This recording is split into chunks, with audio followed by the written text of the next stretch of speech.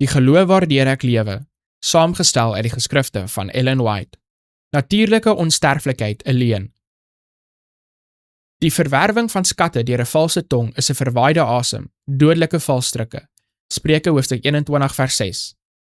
Die groot oorspronklike leuen wat hy Satan vir Eva en Eden vertel het, julle sal gewis nie sterwe nie, was die eerste preek ooit oor die onsterflikheid van die siel. Daardie preek is met sukses bekroon en verskriklike resultate het gevolg.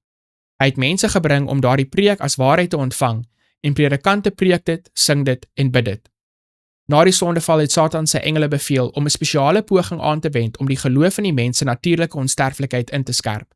En nadat hulle die mense oorreed het om hierdie dwaling te aanvaar, moes hulle lei tot die gevolgtrekking dat die sondaar in ewige ellende sou leef. Nou stel die vors van die duisternis, wat deur sy agente werk, God voor as 'n wraaksugtige tiran en verklaar dat hy almal wat hom nie behaag nie, in die hel stort en hulle sy toorn vir ewig laat voel. 'n Groot klas vir wie die leerstelling van ewige pyniging veralglik is, word tot die teenoorgestelde dwaling gedryf. Hulle sien dat die skrifte God voorstel as 'n wese van liefde en medelee, en hulle kan nie glo dat hy sy skepsels aan die vuure van 'n ewig brandende hel sal oorgee nie. Maar omdat hulle glo dat die siel van nature onsterflik is, sien hulle geen ander keuse as om tot die gevolgtrekking te kom dat die hele mensdom uiteindelik gered sal word nie.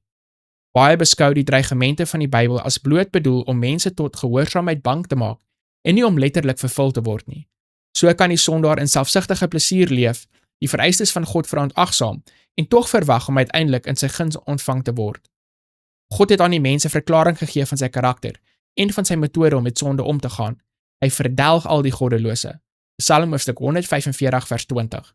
Tog sal al die manifestasies van vergeldende geregtigheid volkome ooreenstem met die karakter van God as 'n barmhartige, lankmoedige, welwillende wese.